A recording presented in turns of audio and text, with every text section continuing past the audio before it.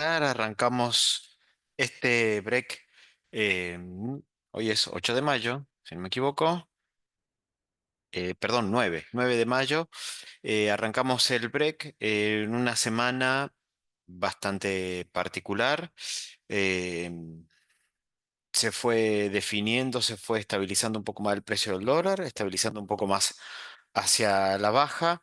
Em, Eso, en boca de, han salido varios miembros del equipo económico, fundamentalmente eh, Caputo y Furiase, a hablar con respecto a que el precio del dólar debería ir a buscar el piso de la banda, lo cual es toda una definición al momento de armar carteras. Uno nunca puede estar seguro de que eso vaya a suceder, pero sí ser consciente de las decisiones que uno toma en cuanto al posicionamiento de corto y mediano plazo y también en temas relacionados con el flujo de fondos. Por eso le llamamos a este break la era de la tasa, porque pensamos que si es como dice el gobierno, ya lo hemos venido hablando, pero tendríamos carry trade por un buen tiempo. Así que bueno, un poco por eso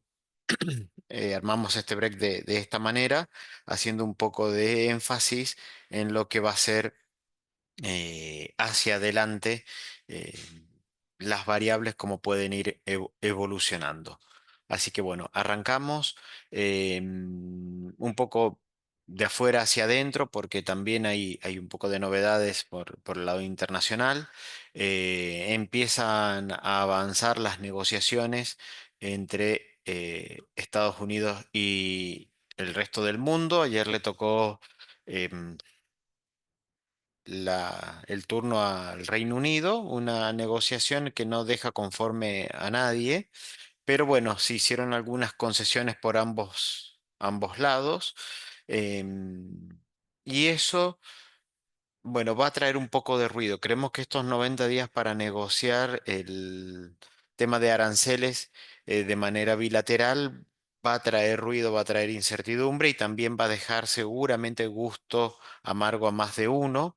Así que bueno, vamos a tener que ir siguiendo el día a día. Lo hemos dicho, Trump está buscando un dólar débil a nivel mundial. Cuando él mostró el cuadro de los aranceles que le aplicaban a Estados Unidos o medidas para arancelarias, Trump hacía énfasis en que la subvaluación de las monedas por parte de países le quitaban incentivos comerciales al comercio norteamericano, ¿sí? Lo ponían en una situación de competencia desleal, ¿sí? Injusta para él. Entonces, lo que Trump está diciendo es, bueno, yo necesito un dólar más débil o que sus monedas sean más fuertes, básicamente eso. Y más allá de cómo termine evolucionando el tema de la guerra comercial, lo que creemos es eh, que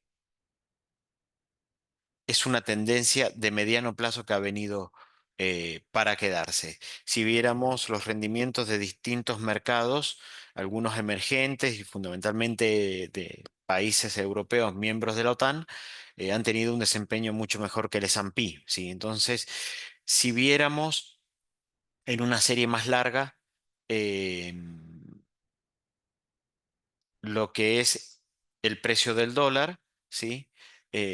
Veríamos un dólar index, este índice que mide la fortaleza del dólar con respecto a otras monedas, lo veríamos eh, todavía en niveles más bajos que los actuales. Acá lo venimos mostrando y vamos a tener que convivir con este tipo de análisis, un dólar que tocó techo allá por enero, diciembre del 2024, enero del 25, y cayó abruptamente. Esto, sin lugar a dudas, nosotros lo venimos marcando, ayudó al gobierno de Milei a salir del cepo sin un salto, ¿sí? Entonces, cuando uno mira y dice, pero ¿por qué el dólar no subió más? No solo al oficial, el MEP, el CCL, que lo poníamos el viernes pasado, en donde, perdón, el miércoles pasado, en donde la brecha es casi cero. De hecho, el break de ese viernes se llamó brecha cero. Decíamos, bueno, por eso el dólar tampoco necesitaba un ajuste tan alto y por eso el MEP tampoco se va tan arriba, ¿sí? Una fuerte caída, el dólar llegó a estar con respecto al euro cerca de 15% abajo en el año, ¿sí? Con respecto al oro, más todavía, más del 15%. Entonces, bueno, ese dólar débil que esta semana mostró un rebote, ¿sí? Esta semana mostró un rebote el dólar, eh, es lo que hace que también internacionalmente tengamos que posicionarnos de otra manera y también localmente esperar otras cosas, ¿sí? Las conversaciones con China, ¿sí? También le dieron un respiro al dólar. eh, la Fed esta semana mantuvo la tasa, no la bajó. Hay que ver bien cómo sigue evolucionando. Hay una fuerte presión de Trump sobre la Fed para que baje la tasa, porque justamente lo que Trump está buscando es un dólar más débil. Y las épocas de dólares débiles, si quisiéramos ponerlos en contexto, los mejores términos de intercambio comercial de Argentina fueron, en los últimos 70 años, fue el periodo que la expresidenta Cristina Kirchner denominó la década ganada entre el 2008 aproximadamente, 2007 y el 2013. Sí, ahí el dólar index tocó un piso de $75 aproximadamente, 75%, y ahora está en 100. Sí, hay que ver, nuestra duda con respecto a eso es, ¿vamos a un dólar internacional más débil? Si Trump no quiere ser el eje, tener un dólar súper fuerte para mejorar el déficit comercial norteamericano, pero hay que ver a dónde busca Trump. Si tan abajo, cerca de 80 del dólar index, para volver a esos años dorados de soja de 600, que implicarían hoy una soja de 1000, cuando la tenemos en 250, o en niveles más intermedios entre 100 y 80, ¿sí? Pero bueno, sin lugar a dudas, la política, fundamentalmente la política americana, va a buscar un dólar débil y un proceso de baja de tasas. Si nosotros miramos este cuadro, ¿sí? Este cuadro, acá tenemos tres curvas. La curva azul son los rendimientos de los bonos norteamericanos a 10 años, ¿sí? Eh, Acá tenemos el rendimiento del bono norteamericano en la línea roja a un año y en la línea morada a 20 años. Si nosotros buscábamos y veíamos este gráfico hace un año, 2 años, veíamos una curva invertida, ¿sí?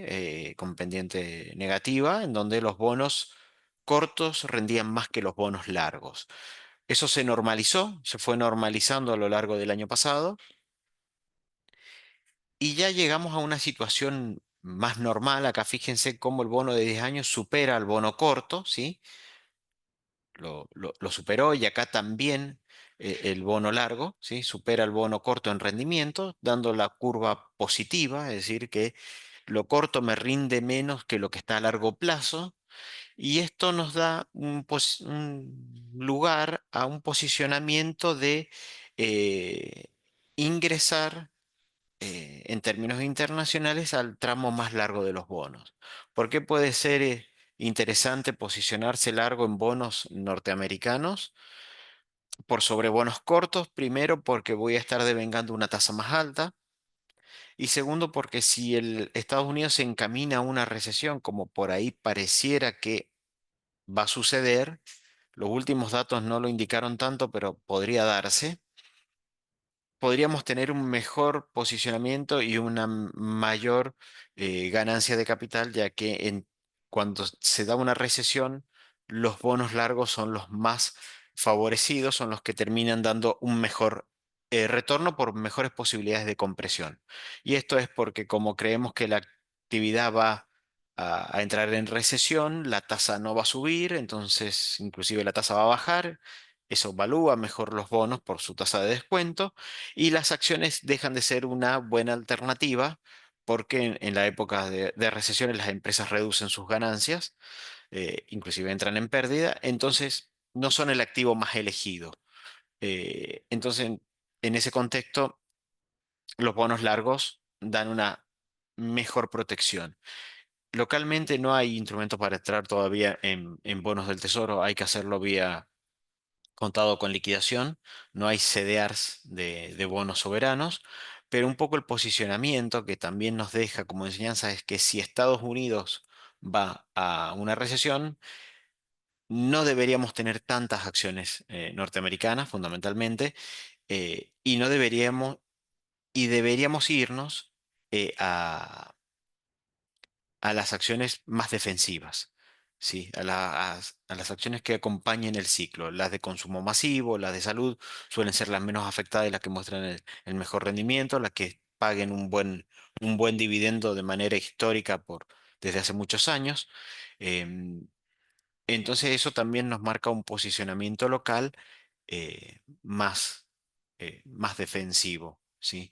Pero el dólar débil siempre es bueno y siempre nosotros lo veníamos diciendo cuando analizábamos el Trump Trade allá por los meses de septiembre, octubre, previo a las elecciones y también de noviembre y diciembre post elecciones. Em, el problema de los bonos largos es si la inflación rebota mucho y las tasas no pueden bajar. Ahora, lo analizábamos en esos momentos que lo que más daña a las economías emergentes y lo que más ruido mete son, sin lugar a dudas, un dólar fuerte. Bueno, si eso no se da, si verdaderamente la guerra comercial no fue solamente una máscara, ¿sí? Para ganar las elecciones, sino algo más profundo, bueno, sin lugar a dudas, emergentes también se verían beneficiados. eh, y ahí vemos bien el tema de las acciones y los bonos locales. Todo dependerá de qué tan débil sea el dólar. Y la contracara del dólar, por ahora, no es el peso, sino que es el oro. Esta semana el oro hizo un doble techo ya por los 3.420 dólares, ¿sí? Acá. Eh, este doble techo nos da de corto plazo una señal de salida, aunque este, si bien intenta hacer como una especie de análisis técnico, de gráfico y todo eso, nosotros no somos muy partidario de eso, sí, para analizarlo, para ver precios de entrada o salida. Este fue el triunfo de Trump, sí, en octubre, noviembre, que hizo caer el precio del oro y después el oro se disparó. Entonces esto no es una cuestión técnica, sino que es una cuestión de definiciones políticas y económicas. El oro encontró sí, una fuerte resistencia en 3.400 pesos, pero la encontró por estas señales de negociación fundamentalmente llevadas a cabo con China y hoy el acuerdo con el Reino Unido, aunque hoy está rebotando un poco el dólar.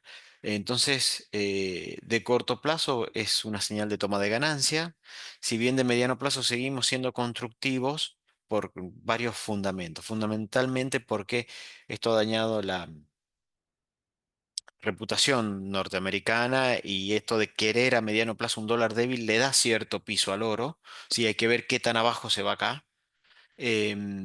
Pero si mantiene, si respeta un canal de suba que viene por esta zona, ¿sí? Es decir, que si respeta el precio aproximadamente de 3.200 dólares por acá, entre 3.100 y 3.200, puede encontrar un nuevo piso para volver a subir. Como decíamos, los fundamentos nos siguen dando inversión en oro, más allá de que pueda tener una pausa. eh, Temporal en la suba. Y esa pausa temporal en la suba puede venir dado por estos 90 días y ver qué se va logrando. Pero conflictos en Medio Oriente, conflicto todavía en el sector de Europa del Este y un nuevo conflicto entre India y Pakistán, ¿sí? Y ahí tenemos dos países fuertemente compradores de oro, India y Pakistán, eh, le dan este sostén, ¿sí? Al dólar. Entonces nosotros ahí pensamos que de corto plazo, o si yo pienso que ya gané mucho y quiero rotar, bueno, es una alternativa tomar ganancia en oro o en empresas mineras. Decíamos el euro que venía entre 10 y 15% arriba con respecto al dólar, ¿sí? Bueno, el oro llegó a estar 25% en el año arriba, ¿sí? Una ganancia en dólares bastante interesante, muy, muy interesante, por eso también puede ser importante para, de acuerdo al perfil, la toma de ganancia, ¿sí? Imaginémonos que solamente tuviéramos oro en nuestras carteras y hemos ganado al 30 de abril un 25% en oro.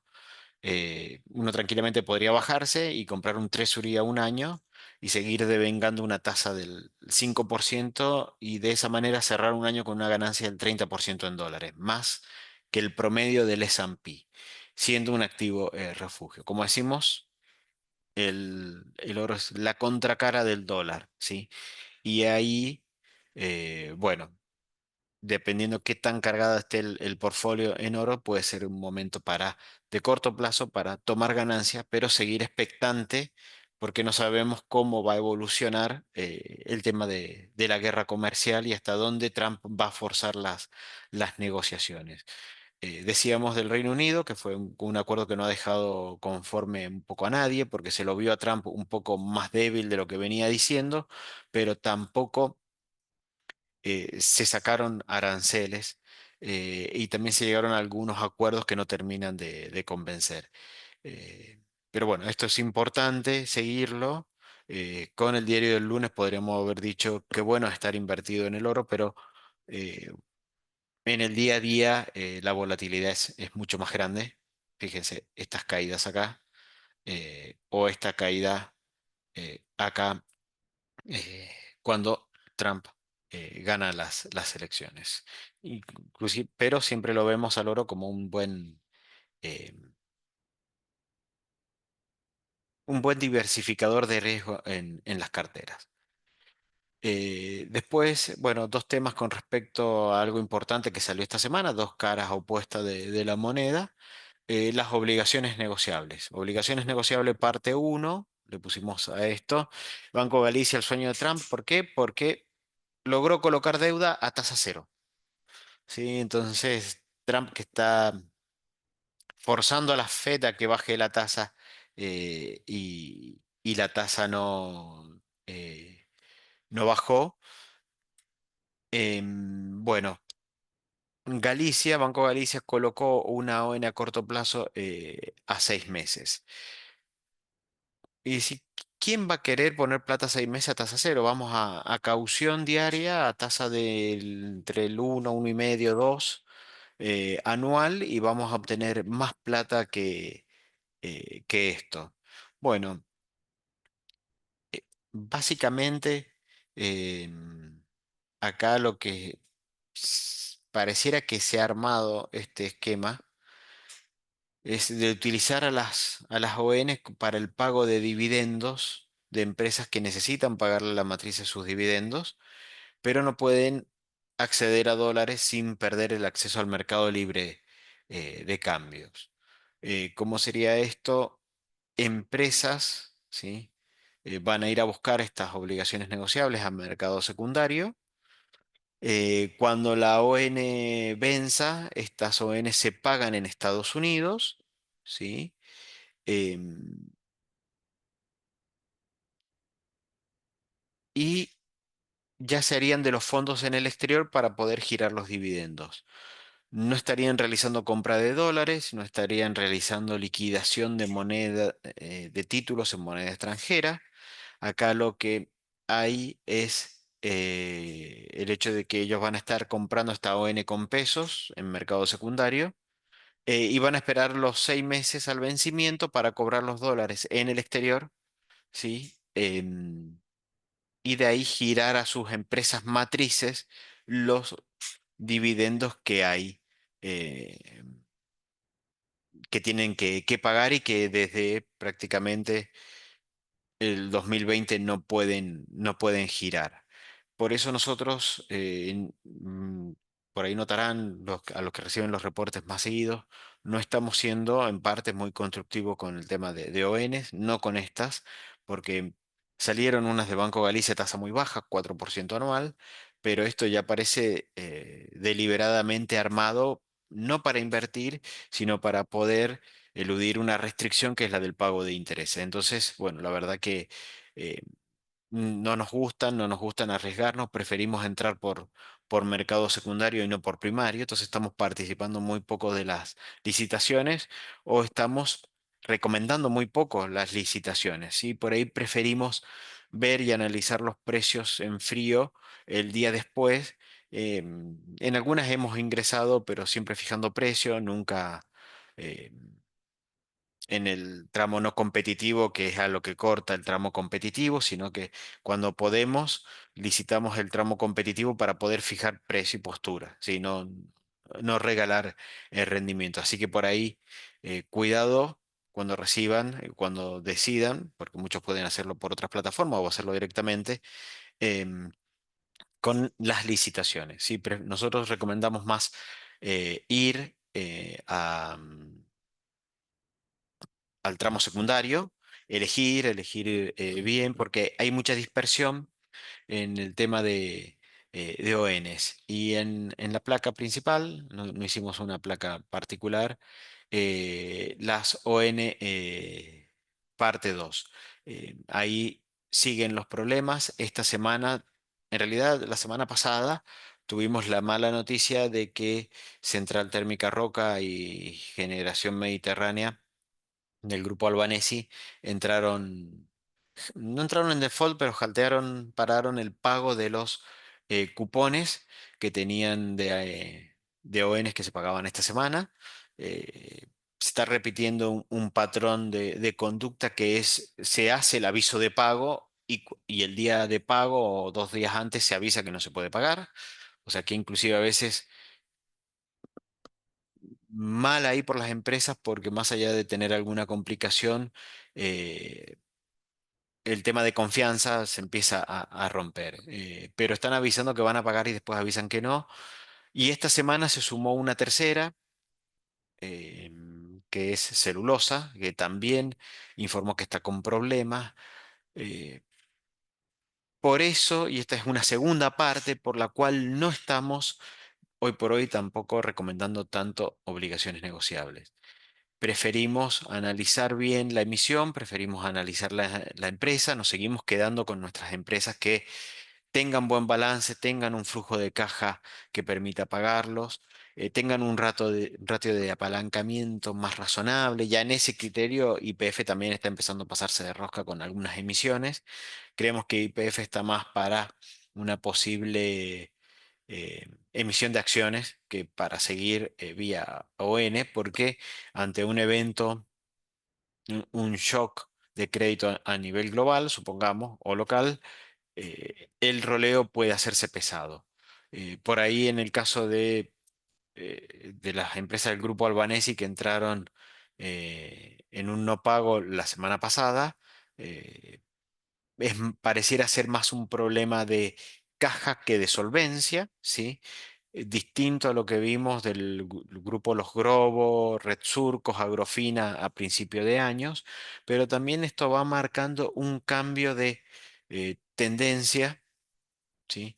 Y también mucho cuidado, ¿sí? Porque ya no va a ser tan fácil para las empresas ganar y tener márgenes muy altos, muy positivos, sino que ahora todo va a tener que ser mirado con más luz, inclusive el análisis a la hora de invertir.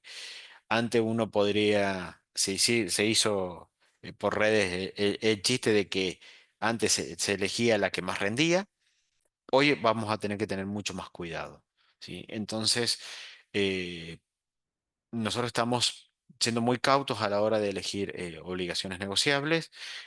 Hay empresas que están saliendo y uno no tiene mucho tras récord, inclusive estas de generación mediterránea, había una que tenía legislación internacional y también se frenó su pago en Estados Unidos y eso sí también ya es una señal bastante más preocupante. Así que bueno, cuidado con el tema de las ON a la hora de invertir. Nosotros preferimos mirar bien, resignar unos puntos de rendimiento, pero ir a empresas un poco menos apalancadas o con mejor historial, ¿sí? Por ejemplo, las empresas del grupo Cresut, Cresut, IRSA, Banco Hipotecario.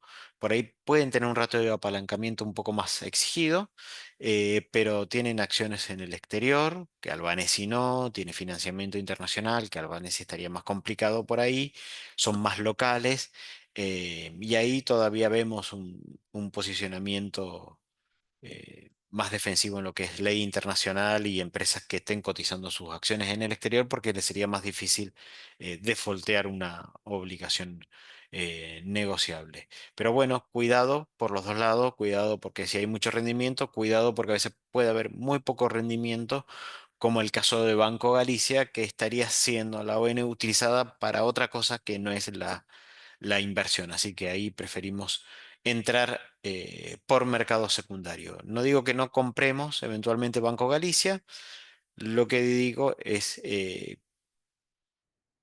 cuidado al momento de entrar en licitaciones, entramos no competitivos porque uno puede salir lastimado.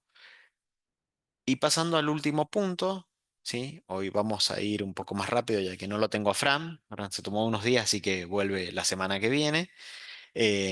Así que bueno, vamos a ir más rápido.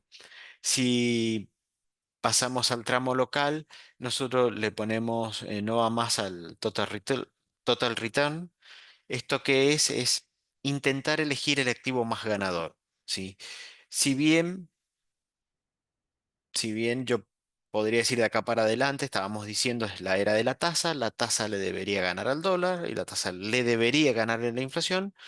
Sabemos que en mercado eso no implica que los instrumentos de tasa le van a ganar a los otros instrumentos. ¿Por qué? Porque a veces el mercado ya descontó eso. ¿Sí? El mercado ya descontó o el mercado sobrecastigó a otros instrumentos. Entonces tenemos buenos precios de compra para otros instrumentos por el que supuestamente, por el driver ganador. ¿Sí? Entonces, por un lado, vemos que si al gobierno le va bien, vamos a seguir viviendo la era de la tasa como quizás ya la venimos viviendo, yo diría desde el mes de octubre, noviembre del año pasado, salvo con algunos altibajos, y acá lo podemos ver, ¿sí? Vamos a ir, y esto es importante entenderlo, también para los flujos de empresas fundamentalmente, y para las inversiones personales. Ya tenemos, esta semana hemos recibido varias consultas de empresas y de inversores retail personales en donde si no conviene pasarse a pesos. Esta semana las carteras fueron bastante golpeadas en pesos, quizás no en dólares. Sí, quizás en dólares algunas salieron bastante bien, pero en pesos sí. Y esto se viene dando porque tenemos una banda de flotación en este esquema de fase 3. Lo habíamos visto la semana pasada, fase 3 brecha cero. La brecha está comprimiendo a niveles de cero y está buscando se ubicó muy cerca del tramo medio de la brecha, es decir, 1200, y parecería que va a ir a buscar el tramo de abajo. Eso es menos de 1000. No sabemos si va a llegar tan abajo, pero pensamos que puede ir a buscar 1050, 1000, perdón, 1050, 1100. Pero se está ubicando bien por debajo de 1200. Hay que ver cómo continúa porque el central, la realidad, no está acumulando muchos dólares esta semana. Pero bueno, ahí hay que irlo midiendo. Por eso hablamos de un posicionamiento más ajustado a la necesidad, porque hay que ver si el gobierno logra de mediano plazo que las variables macroeconómicas se le ajusten y que sea la era de la tasa. Si lo logra, si vemos un dólar por debajo de 1100. Si no logra acumular reservas, lo que vamos a empezar a ver es una presión en los instrumentos de dólar, que hoy están siendo dejados de lado.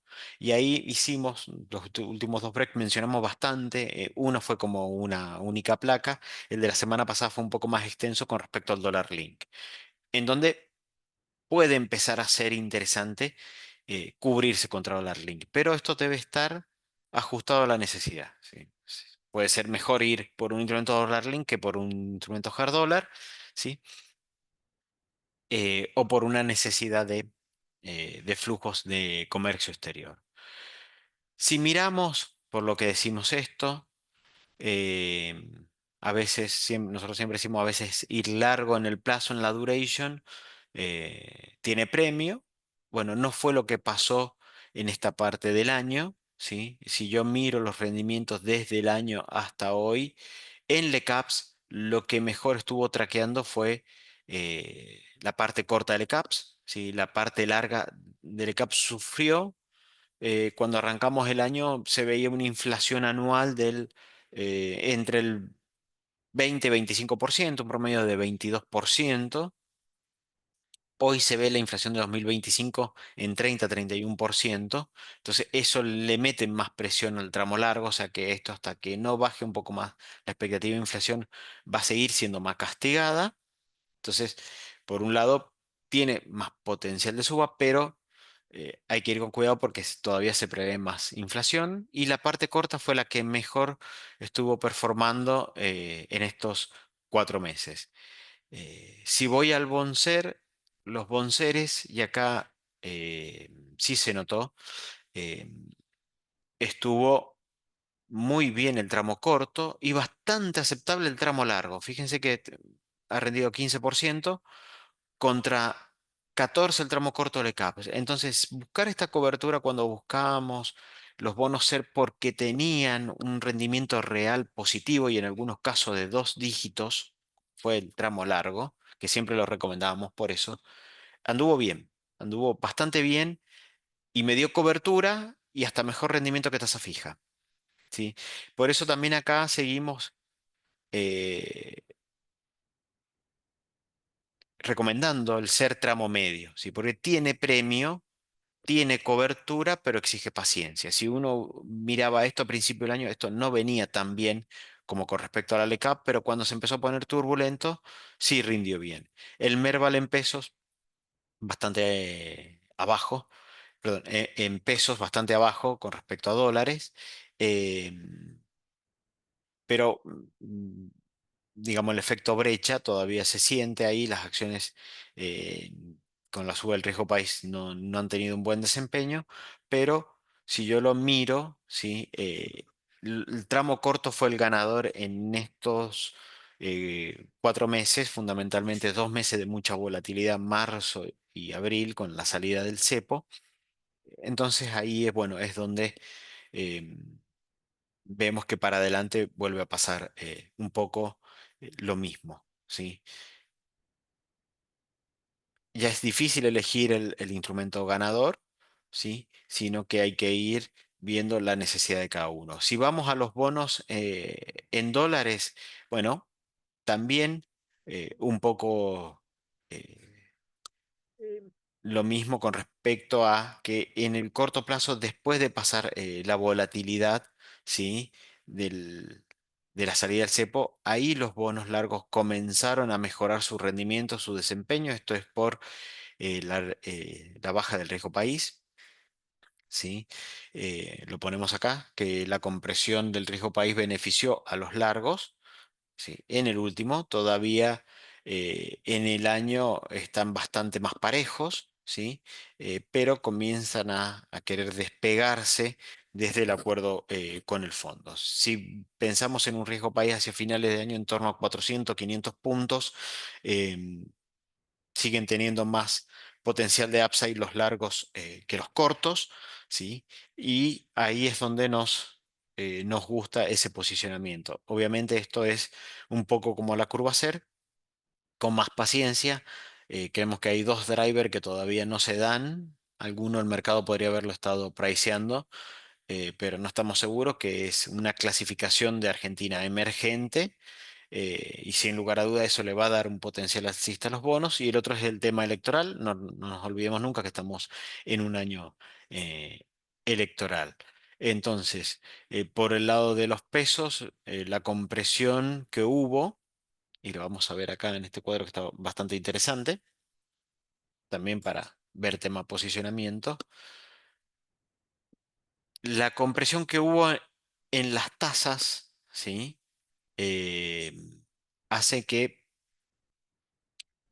ya no haya tanto interés por estos instrumentos buscando la compresión, ¿sí? Sino más bien ya más el devengamiento, ¿sí? La tasa hizo un pico acá, post salida de, post inicio de fase 3, ¿no? Digamos salida de cepo porque todavía queda para salir del cepo, pero post fase 3 lo que vemos es eh, un- una compresión bastante grande, unos niveles de renta ya más acotados, más exigidos, ¿sí?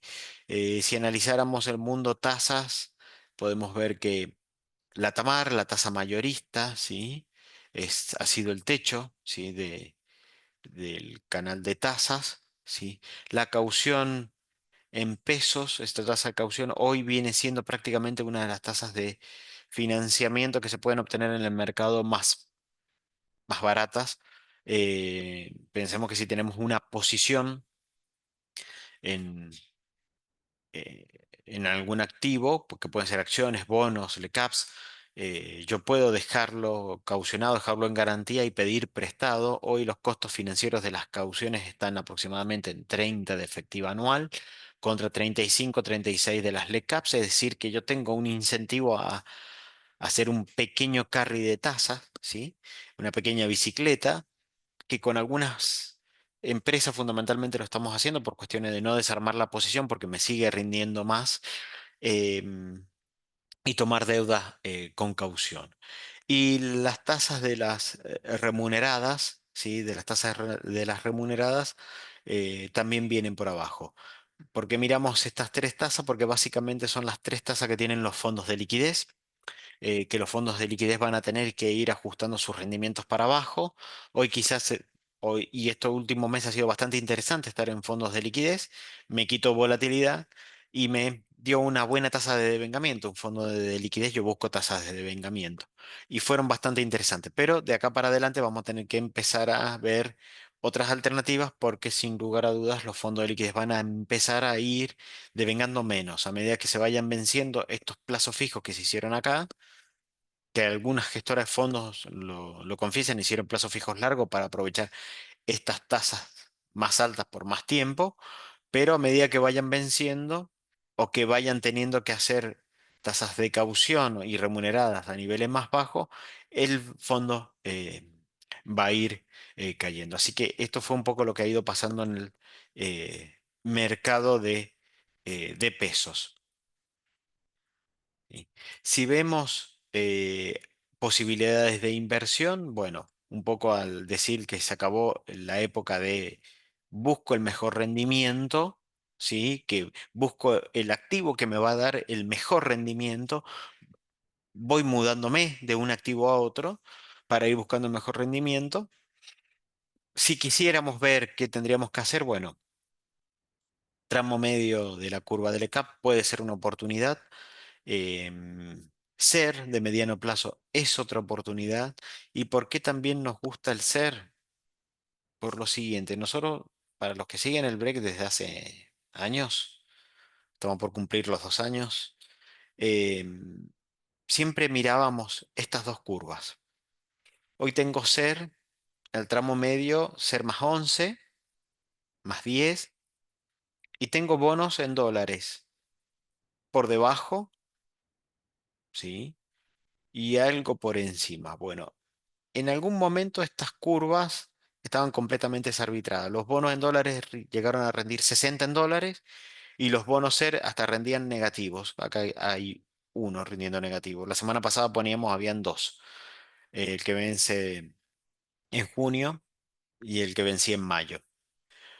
Bueno, entonces uno pensaba a mediano plazo y se imaginaba o me defoltean la deuda SER o l- me arreglan la deuda en dólares. ¿Qué pasó? Se arregló la deuda en dólares. Entonces esto se tenía que arbitrar, la deuda ser que estaba en negativo subiendo su rendimiento y los bonos en dólares bajándolo. Esto está mucho más arbitrado. Si yo hiciera un análisis un poco más sofisticado y un poco más fino, tendría que decir que la deuda ser podría tener hasta mejor potencial de rendimiento. ¿Por qué? Porque mi bono en dólar me rinde dólar más 12, más 10, más 11. Si yo le resto la inflación norteamericana situada en un 3% aproximadamente,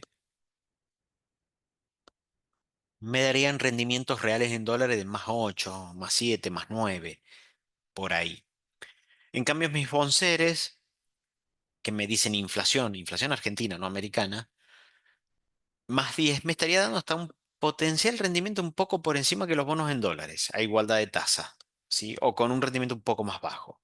Porque la inflación argentina va a traer subyacente la inflación americana. Entonces, si lo midiéramos desde ese punto de vista, las curvas, como ponemos un poco más arriba, estarían más arbitradas, ¿sí? Antes, si el riesgo país se me fuera a 1000 puntos, evidentemente esto me quedaría por encima de la curva CER, sería más interesante. Ahora, para los que ya están, sería más doloroso, ¿sí? Entonces, ahí la parte buena de la curva CER es que para los que no son tan optimistas, eh, la curva CER es más defensiva que la curva hard dólar, ¿sí? Entonces, en ese contexto, nosotros creemos que hay potencial de upside en un escenario de compresión del riesgo país, que es nuestro escenario base, pero para inversores de mediano plazo que sean un poco más escépticos, sin lugar a dudas, hay más potencial por el lado de la curva CER, ¿sí? Curva CER a partir de 2026 en adelante, eh, porque ya algo empezó a ajustar por estos lados, pero lo que tenga duration más cercana a 2, inclusive yendo a un 28 o un 31, luce más interesante una curva que ajusta por inflación. La curva que ajusta por inflación tiene una volatilidad en el corto plazo bastante interesante que a veces hace que uno sienta que está perdiendo el tiempo, pero de mediano plazo, como lo vemos acá en este cuadrito, por esto nos pareció bastante interesante. Me dio cobertura y me pagó la cobertura porque el salto de la inflación del mes de marzo a 3,7 no estaba en los planes de nadie, y también me terminó dejando un rendimiento por encima de la curva en tasas. Inclusive, en muchos casos, eh, si lo viéramos desde el año, por encima de los bonos en dólares. Ya si vemos post arreglo con el fondo, ya no, ¿no? Fue lo mejor. Pero en algunos puntos, en los puntos de estrés, ¿sí? Donde sube el riesgo país, sin lugar a duda la curva CER es bastante más defensiva. Así que un poco como resumen del break de hoy es, bueno, un posicionamiento un poco más ajustado a las necesidades y para lo que puedan esperar y puedan tener paciencia, el ser del tramo medio, bueno, tiene un premio adicional, sí, por ahí, una menor volatilidad a mediano plazo. Así que bueno, con esta última placa llegamos al fin del break. No sé si hay, me fijaría, hay alguna duda en el chat. No, por ahora no. Cualquier duda o consulta, ya saben cómo comunicarse con nosotros. Nos pueden estar enviando eh, sus dudas con respecto al posicionamiento, sobre qué hacer. Así que bueno, este es el panorama. Seguimos viendo un dólar débil a nivel internacional y también a nivel local por lo que queda de mayo y junio. Se verá para adelante y un posicionamiento un poco más exigido y más analizado para el corto y para el mediano plazo. Así que bueno, muchas gracias por sumarse a este break este día viernes y los esperamos el próximo viernes que viene, ya con el equipo, con el dúo completo. Muchas gracias, muy buen fin de semana.